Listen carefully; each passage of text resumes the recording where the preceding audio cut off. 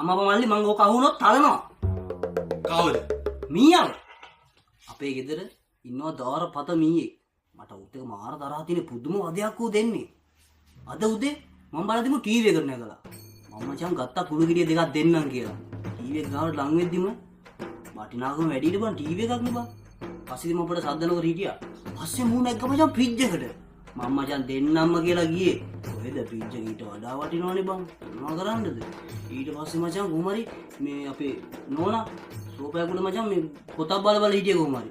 මචං මීයා නැග්ග මචං ගෑණිගේ ඔළුවට. අන්න මචං දැන් ගහනවා නම් ගහන්න පුළුවන්. ඒ තමයි අවස්ථාව. වටිනාකම අඩුයිනේ මල්ලි. ගත්ත මල්ලි කුළු ගෙඩිය අතට S2ක් පියාගත්තා.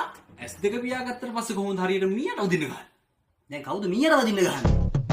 ඕකටත් මල්ලි මම S2 පියාගෙන එක හැක් කරලා බැලුවා. බලද්දි මීයා අතර නෑ කියහන්කෝ.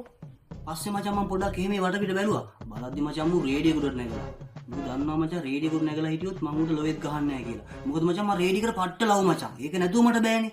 මම මචං පොඩ්ඩක් ඉවසගෙන හිටියා ඉතින් ෂේප් එකේ. මු මචං ඩාන්ස් කරනවා සීන් එක මම පුළුවන් තරම් ඉවසුවා. මොකද මම රේඩියේකට පට්ට ලව්. ඒ හින්දා. ඔන්න එතකොටම මල්ලි රේඩියේකේ සින්දුවක් යනවා. මේ වදේකේ ජීවිතය කියලා. බලන්න මල්ලි මීයන්ගේ වදයක්ලු ජීවිතය කියන්නේ.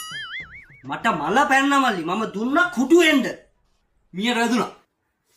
මීයට වැදුන්නේ නැහැ. හැබැයි මීය බය වුණා. ඊට පස්සේ මීයා දැක්කේවත් නැහැ. අනේ මේ මල්ලි. ඉවන්න මට මේ මොකක් කරේ කියලා දීපන් ඈ. මේක නැතු පට්ට පාළුයි බං. මේක මහ ලොකු කේස් එකක් නේ. පොඩි කේස් එකක් නේ. ඔයා කිව්වේ ඒක තියෙන්නේ. පොඩක් බලන්න. හරි නෑ.